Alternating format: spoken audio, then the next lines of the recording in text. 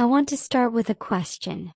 What would your life look like if you loved yourself so deeply that you were no longer afraid of losing anyone who wasn't aligned with the life you're meant to live? Most of us are taught the opposite. We're taught to keep people happy, to keep the peace, to hold on, even when it costs us our identity, our dreams, and sometimes even our mental health. But the truth is this: the moment you truly choose yourself, your entire life begins to change. Not because the world suddenly becomes easier, but because you stop abandoning yourself just to be accepted. For years, many of us operate from fear. Fear of rejection, fear of being alone, fear of disappointing people. So we shrink. We quiet our voices.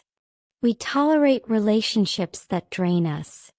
We settle for lives that are smaller than the dreams inside of us. But one day something shifts.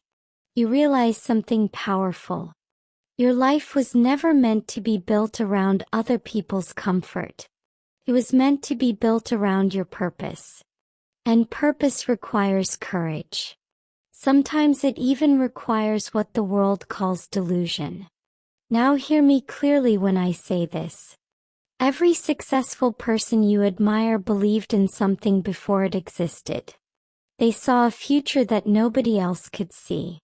When Oprah Winfrey was a young reporter who was told she was unfit for television, she could have believed that story.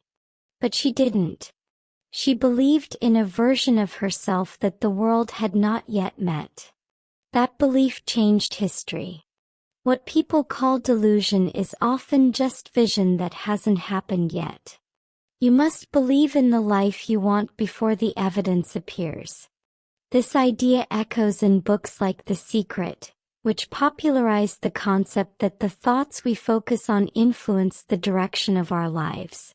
While life is always more complex than positive thinking alone, the deeper message is powerful. Your beliefs shape your behavior. Your behavior shapes your results. So if you want a different life, you must first become the person who believes that life is possible. But here's where the real work begins. Because self-love isn't just about confidence. It's about healing. Many of us are carrying wounds we never talk about.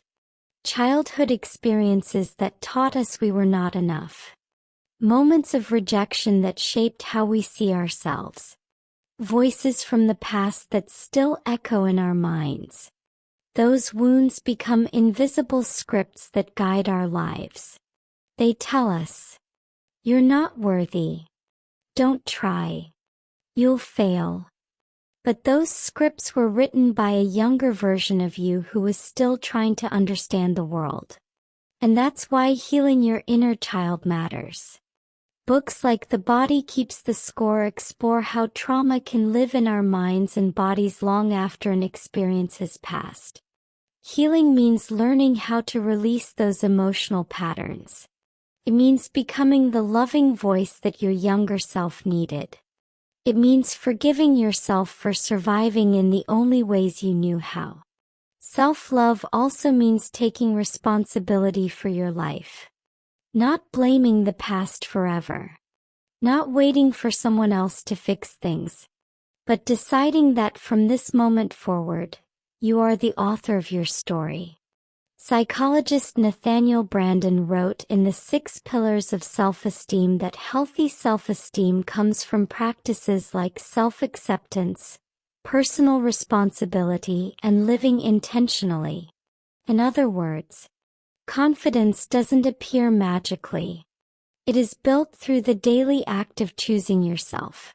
And choosing yourself sometimes means letting go. Letting go of people who only know the old version of you. Letting go of habits that kept you safe but small. Letting go of the belief that your worth depends on someone else's approval. This is one of the hardest lessons in life. Because humans crave belonging. But here's the truth. The right people will never require you to abandon yourself to keep them. The people meant for your life will grow with you, not shrink you. Another powerful reminder comes from love yourself like your life depends on it. The author describes reaching a breaking point where he made a simple vow to love himself. Not when he succeeded, not when life improved, but right now. And he practiced that love daily until it changed how he saw himself. That practice may sound simple, but imagine how different your life would feel if your inner voice became your greatest supporter instead of your harshest critic. Because here's the truth most people discover too late.